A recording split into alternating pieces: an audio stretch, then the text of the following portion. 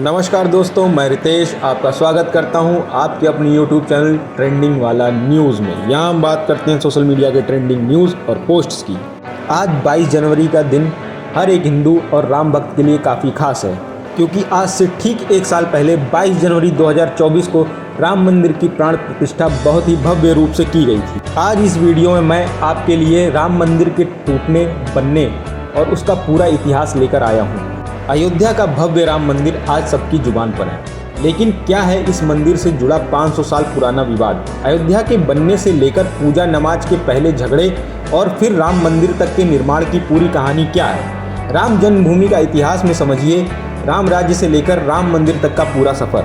आपको बता दें, अयोध्या का सबसे पहला जिक्र अथर्ववेद के 10वें मंडल के दूसरे सूक्त के एक मंत्र में मिलता है। ये मंत्र है अष्टचक्रा नवद्वारा देवानाम पूर्वयोध्या तस्य हिरणाया कोशा सर्गो ज्योतिष वृत्ता।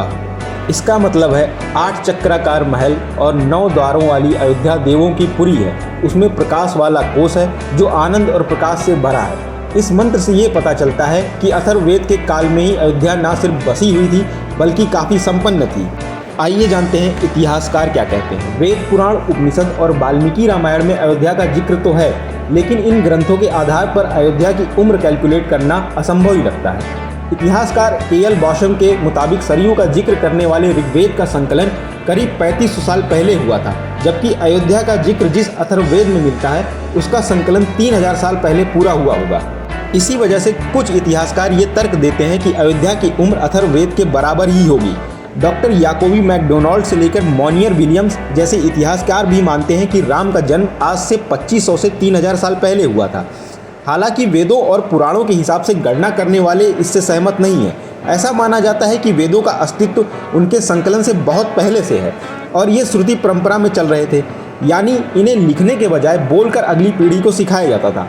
अथर्ववेद के संकलन से बहुत पहले से ही अयोध्या का जिक्र श्रुति परंपरा में था और इस हिसाब से उसका अस्तित्व भी इससे काफ़ी पहले से था। उज्जैन के विक्रम विश्वविद्यालय के पूर्व कुलपति बी.के. शर्मा कहते हैं कि राम का जन्म त्रेता युग की शुरुआत में हुआ था। हर युग के समय को जोड़े तो राम का जन्म आज से करीब 8,70,000 साल पहले हुआ होगा। अब आपको बताते हैं इतिहास के दस्तावेजों में अयोध्या का जिक्र कहाँ कहाँ मिलता है। अयोध्या का पहला आर्कियोलॉजिकल सर्वे अलेक्जेंडर कनिंघम ने 1862 से लेकर 1863 के बीच में किया था। यह बौद्ध स्मारकों का पता लगाने के लिए किया गया था।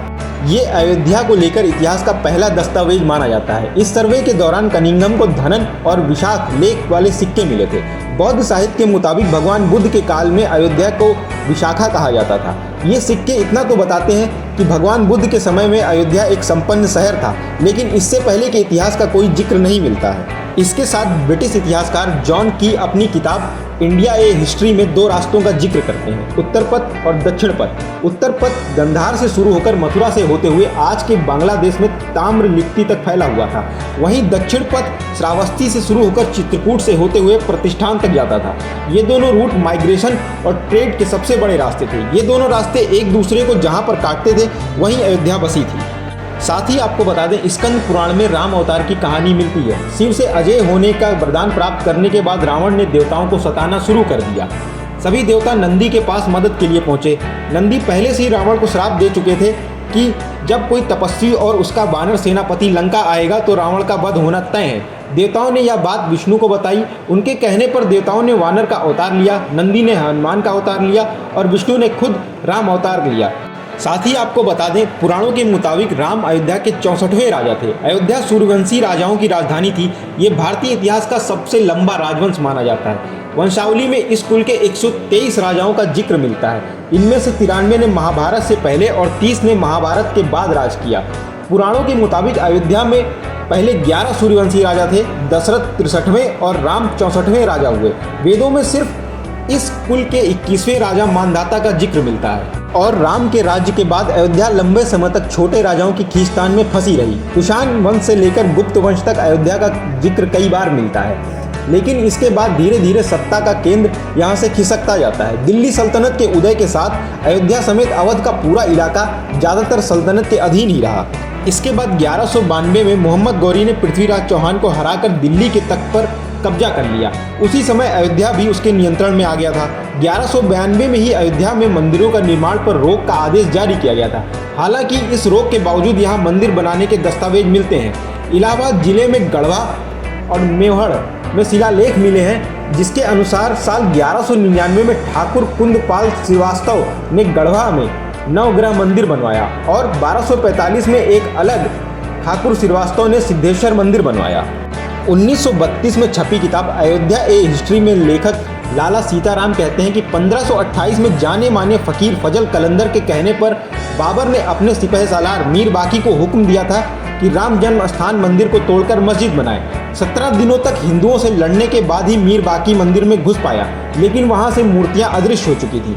बाकी ने बाबर के आदेश पर मंदिर की सामग्री से मस्जिद बनवाई। ये बात मस्जिद के दीवार पर खुदी हुई थी, लेकिन किसी भी दस्तावेज में बाबरी मस्जिद का कोई जिक्र नहीं मिलता है। कुणाल किशोर अपनी किताब अयोध्या रिविजिटेड में कहते हैं, बाबर के अयोध्या में मस्जिद बनवाने का कोई प्रमाण नहीं मिलता है। बाबरनामा से लेकर अगले 240 साल तक के किसी भी ऐतिहासिक दस्तावेज में जन्मभूमि मंदिर को तोड़ मस्जिद बनाने का कोई जिक्र नहीं मिलता है।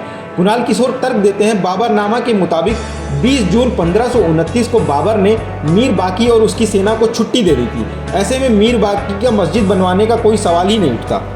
बाबरी मस्जिद होने का सबसे पहला जिक्र फ्रांसिस बुकनान ने किया था। 1784 में फ्रांसिस बुकनान ईस्ट इंडिया में बतौर मेडिकल ऑफिसर भारत आया था।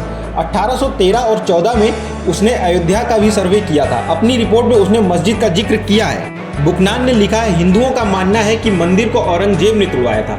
यहाँ की मस्जिद बहुत मॉडर्न है और उस पर लिखा है कि इसे बाबर ने बनवाया था। साथ ही आपको बता दें, मंदिर के टूटने का पहला जिक्र बुकनान की रिपोर्ट से 47 साल पहले यानी 1767 में ऑस्ट्रिया मूल के पादरी टेफेंथलेर ने किया था। टेफेंथलेर ने भारत में 22 प्रांतों का दौरा किया और वृत्तांत लिखा, जिसमें अयोध्या भी शामिल है। अयोध्या और फैजाबाद में 6 साल बिताने के बाद उसने जो वृत्तांत लिखा उसमें राम मंदिर के टूटने और औरंगजेब द्वारा मस्जिद बनवाने का जिक्र है। अयोध्या में मंदिर को तोड़कर मस्जिद जरूर बनाई गई, लेकिन ये किस समय हुआ, किसके आदेश पर हुआ, इस पर इतिहास का कोई एक मत कायम नहीं कर पाता। साथ ही आपको बता दें, मस्जिद बनने के करीब 300 साल बाद पहली बार अयोध्या में हिंदू मुस्लिम झगड़े शुरू होते हैं। 1855 में हनुमानगढ़ी पर मुस्लिम पक्ष ने जब दावा किया, उसके बाद से ये झगड़े शुरू हुए।